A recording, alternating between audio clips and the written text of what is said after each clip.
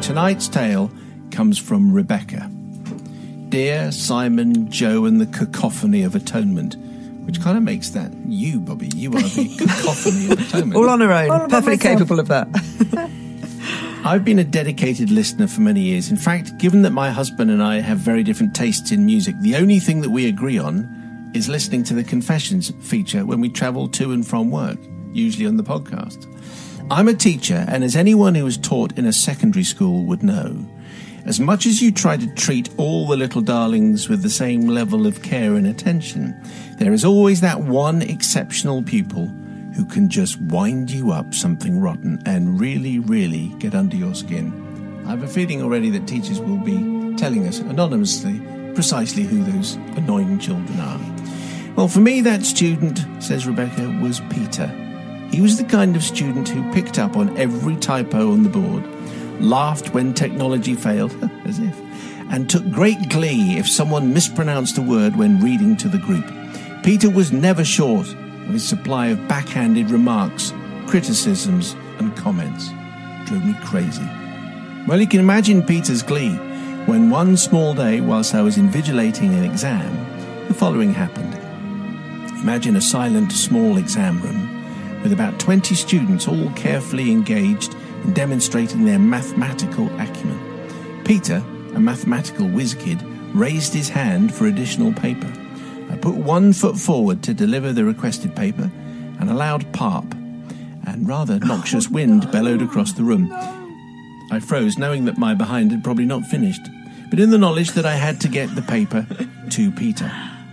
So with a little hesitation, I continued to make my way towards Peter's desk, the silence of the exam room being broken by the loud issuance of wind that accompanied each step. You know when that happens? It's always embarrassing, but you don't normally do it in front of many children. Peter looked triumphant as the students were all distracted by my musical accompaniment to their exam, happy in the knowledge that I had to keep making more steps to reach the desk.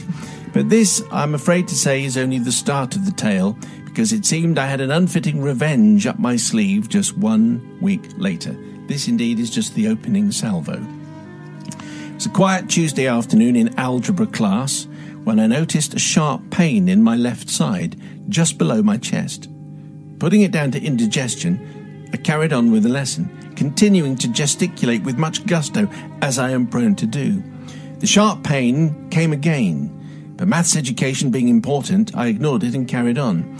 Peter, as usual, raised his hand to challenge some well-regarded mathematical law that everyone's agreed on like forever, when suddenly the underwire of my bra sprang out of the top of my blouse and flew with extraordinary power, like in a cartoon, across the classroom and hit Peter smack between the eyes.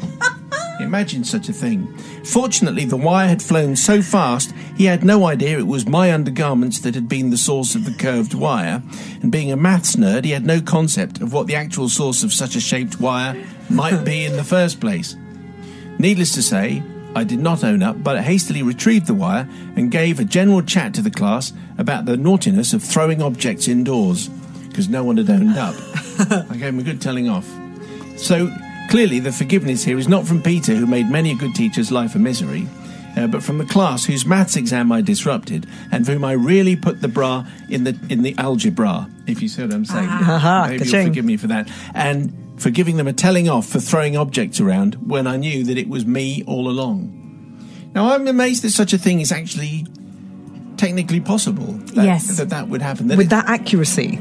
Well, I think that is just absolute serendipity, isn't it? That's fantastic that it actually got him between the eyes. The right one between the eyes. Yes. I dream of needing a wire in a bra, can I just say? I've never owned one of those. Vests for me. We're already veering into unexpected territory. Anyway, Joe, what do you say to Rebecca? I think the rest of the class knew exactly what had happened, and I think that they secretly were applauding what happened, because he was obviously one of those kids who just annoyed absolutely everybody. So I think they would have gone, yes, good shot, miss. So forgive him. Okay, all right. Bobby? I love this. I absolutely love this. I think it's amazing that it can shoot out, but they do.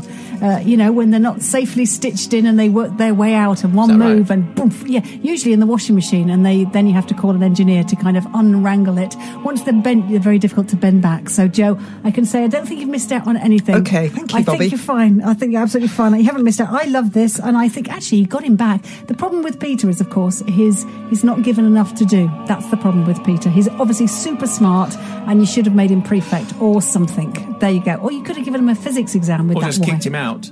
Don't think you're allowed to. For being I think irritating. He's a very, very clever person. You are forgiven.